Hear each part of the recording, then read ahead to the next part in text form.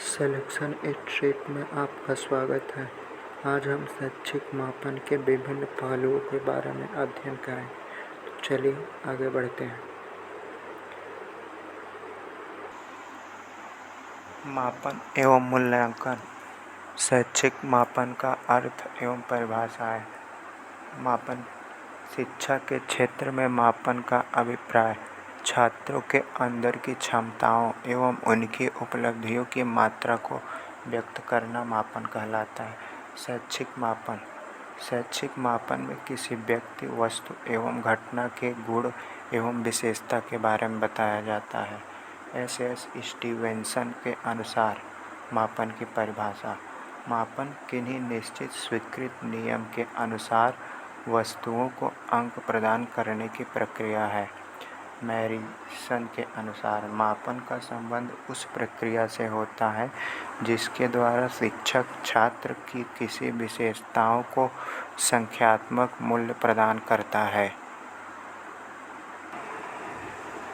शैक्षिक मापन की विशेषता: मापन विज्ञान की प्रगति में सहायक होता है। मापन मूल्यांकन में सहायक होता है। मापन की व्याख्या गणितीय आधार पर नहीं किया जा सकता है। मूल्यांकन की अपेक्षा मापक कम खर्चीला होता है। शैक्षिक मापन के उद्देश्य: मापन का प्रमुख उद्देश्य छात्रों का सर्वांगीण विकास करना है। छात्रों के विकास में बाधा पहुंचाने वाले तत्वों की पहचान करना है। अधिगम को सरल, सहज एवं शिक्षण को रोचक बनाना है। छात्रों की आवश्यकता के अनुसार शिक्षण सुविधाएं उपलब्ध कराना है। शैक्षिक मापन के स्तर: एस स्टीवेंसन ने शैक्षिक मापन के 4 स्तर बताए हैं। पहला नामित स्तर, दूसरा क्रमित स्तर, तीसरा आंतरिक स्तर और चौथा आनुपातिक स्तर। नामित स्तर: यह सबसे कम शुद्ध स्तर का मापन होता है। इस प्रकार के मापन में किसी व्यक्तियों एवं वस्तुओं के गुणों अथवा विशेषताओं का मापन नाम के आधार पर किया जाता है और मापन से प्राप्त मानों पर कोई भी गणितीय संक्रिया जैसे जोड़, घटाव, गुणा, भाग नहीं किया जा सकता है।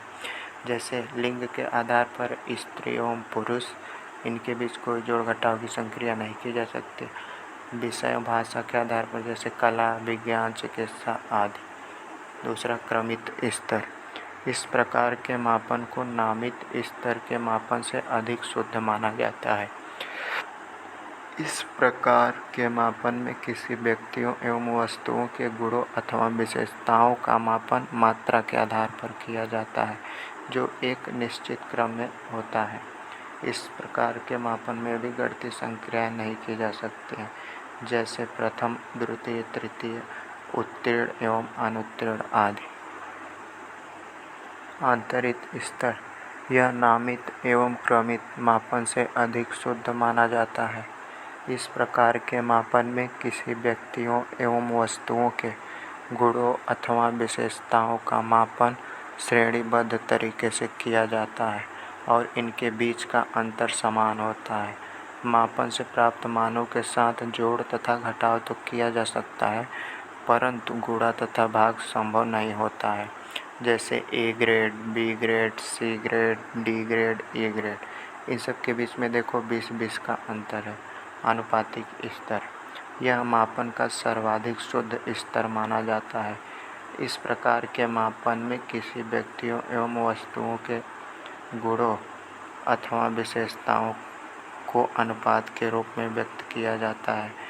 आनुपातिक मापन से प्राप्त मानों के साथ गणितीय संक्रियाएं की जा सकती हैं, जैसे लंबाई, भार, दूरी आदि।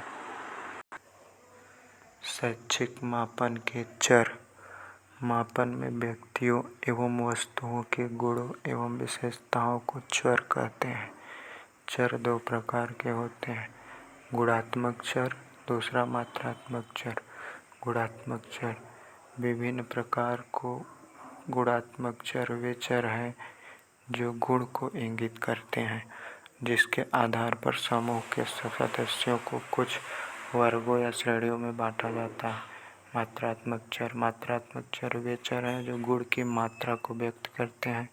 इन चरों पर समूह के विभिन्न व्यक्तियों एवं भिन्न भिन्न मात्रा में मान प्राप्त कर सकते हैं। मात्रात्मक चर को दो भागों में बांटा गया है। पहला सतत चर, ऐसे चर जिन्हें हम भिन्न के रूप में व्यक्त कर सकते हैं, जैसे भार एवं लंबाई को। असतत चर, ऐसे चर जिसे पूर्णांक के रूप में व्यक्त कर सकते हैं, इसे हम असतत चर को भिन्न के रूप में व्यक्त नहीं कर सकते, जैसे कमरा, बच्चों की संख्या, परिवार के सदस्यों की संख्या आदि। शैक्षिक मापन के आवश्यक तत्व कौन कौन से हैं? पहला क्या है? छात्रों के गुणों की व्याख्या करना, गुणों की कार्यकारी परिभाषा देना, गुण को इकाई के रूप में व्यक्त करना। शैक्षिक मापन के प्रकार। शैक्षिक मापन के 3 प्रकार होते हैं: मानसिक या सामान्यीकृत मापन, भौतिक या निरपेक्ष मापन, इप्सेटिव मापन। तीसरा, मानसिक या सामान्यीकृत मापन, जिसके द्वारा व्यक्ति के मानसिक गुणों, आदतों तथा मानसिक दशाओं का मापन किया जाता है, उसे मानसिक या सामान्यीकृत मापन कहा जाता है।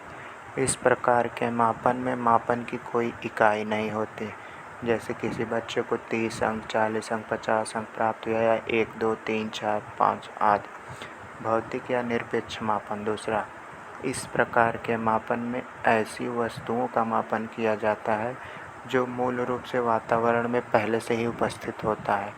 इसमें भी मापन की कोई इकाई निश्चित नहीं होती। इसमें मापन की इकाई निश्चित होती है, जैसे लंबाई, दूरी, ऊंचाई, इन सब आदि को हम मीटर, सेंटीमीटर, फीट आदि में मापते हैं।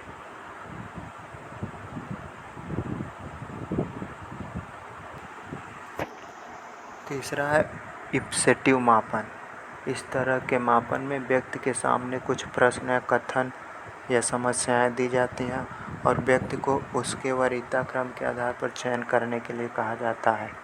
जैसे अगर 1, 2, 3, 4 में यदि हम पहली वरीयता 1 को दे देते हैं तो 2 और 3, 4 में से किसी को पहली वरीयता नहीं प्रदान की जाती।